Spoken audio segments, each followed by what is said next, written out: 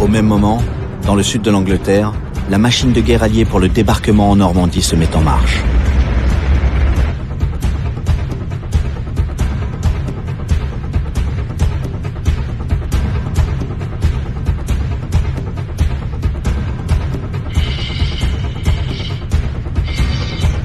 Dès le soir du 5 juin, les parachutistes embarquent avec leur coupe de cheveux et leur peinture de guerre à l'indienne, qui donne le courage. Le commandant en chef des armées alliées, le général Eisenhower, vient leur dire « Vous partez pour la croisade ». Eisenhower a des millions d'hommes sous ses ordres, et pourtant il est proche d'eux. Tous l'appellent affectueusement Ike. Le président Roosevelt l'a choisi parce que c'est un bon organisateur et surtout un diplomate, ce qui est utile dans une coalition. L'objectif est de débarquer sur 5 plages normandes étalées sur 100 km entre la Seine et le Cotentin. Là où les défenses allemandes du mur de l'Atlantique sont les moins denses. De très violents bombardements tactiques alliés frappent non seulement la Normandie, mais toute la France au nord de la Loire et la Belgique, pour que les Allemands ne localisent pas la zone du débarquement. Tout ce qui pourrait permettre l'acheminement de renforts allemands est matraqué. Les voies ferrées, les gares de triage, les routes, les ponts. À minuit, le 5 juin, les planeurs chargés de para-britanniques et les Dakota américains se glissent vers l'intérieur des terres normandes.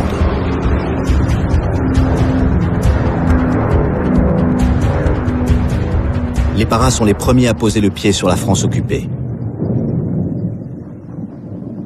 Leur mission, sécuriser les extrémités de la zone de débarquement.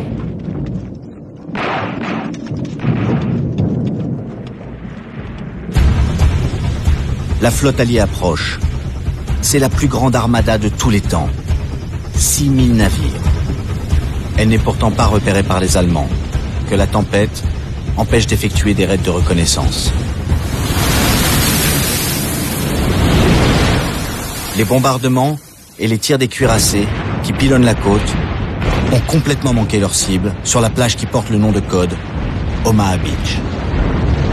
Les bunkers allemands sont intacts. Le caporal Franz Gockel est stupéfié par le spectacle des milliers de bateaux. Il crie « Invasion !»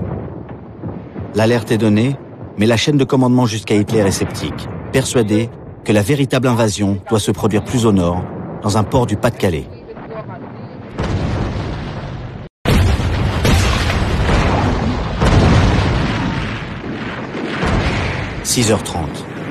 La première vague d'assaut américaine va se heurter aux défenses allemandes d'Omaha Beach. Avec eux, un grand écrivain américain, Ernest Hemingway, correspondant de guerre. Il écrit « Dans la pâleur grise de l'aube, nous avançons vers la terre. L'embarcation de fer ressemble à un cercueil. Des paquets d'eau verte retombent sur les têtes casquées des hommes, serrés épaule contre épaule dans l'inconfortable, l'insupportable, la dure solitude des soldats allant au combat. »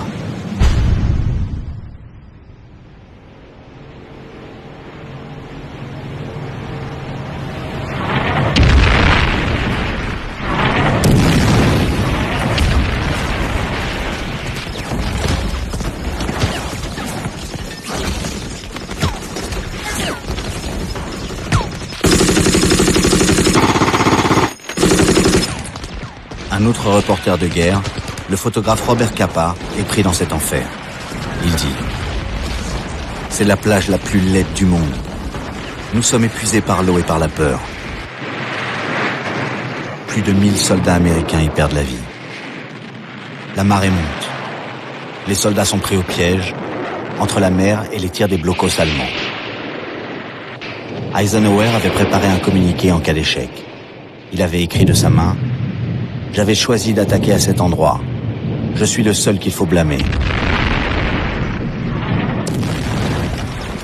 Mais un petit groupe héroïque réussit à grimper sous le feu ennemi et neutralise les canons allemands avec l'aide des chasseurs bombardiers de la Royal Air Force.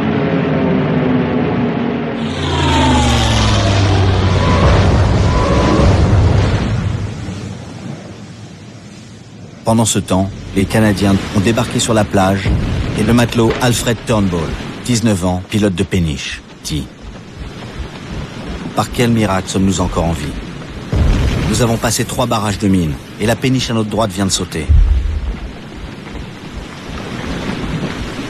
Nos soldats débarquent. Curieusement, il n'y a pas un tir. Même les villas sur la digue paraissent intactes.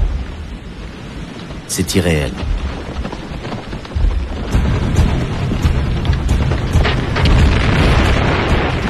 Peu de résistance en effet. Quelques tirs qui n'impressionnent pas les troupes anglaises de la plage à côté.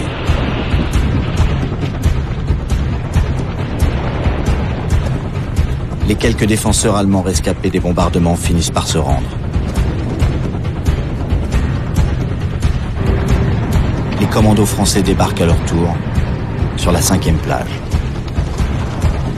La plupart étaient passés clandestinement de Bretagne en Angleterre. Ce retour en France est un moment particulièrement émouvant. L'un d'entre eux, Gwenaël Bolloré, 18 ans, raconte. Les premiers chars sont arrivés. J'ai couru derrière. Et tout d'un coup, il y a des civils qui sont sortis et qui nous ont fait des signes. Ils nous prenaient pour des Anglais puisque nous avions l'uniforme anglais. On a eu juste le temps de leur dire quelque chose en français, ça les a sidérés, et puis on est passé.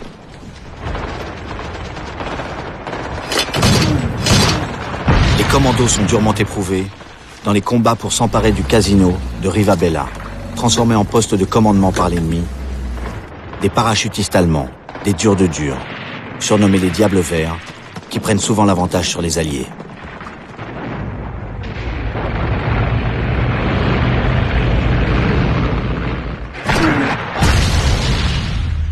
Mais le maréchal Rommel, qui commande les forces allemandes de Normandie, est pessimiste. Hitler lui a donné l'ordre de rejeter les Alliés à la mer, comme à Dunkerque, 4 ans plus tôt. Hitler lui a dit « Le destin du Reich dépend de l'issue de cette bataille. » Rommel répond maintenant à Hitler « Le combat acharné de nos troupes ralentit la progression ennemie, mais sa maîtrise de l'air est telle que nos mouvements sont impossibles dans la journée. La supériorité aérienne des Alliés est écrasante. »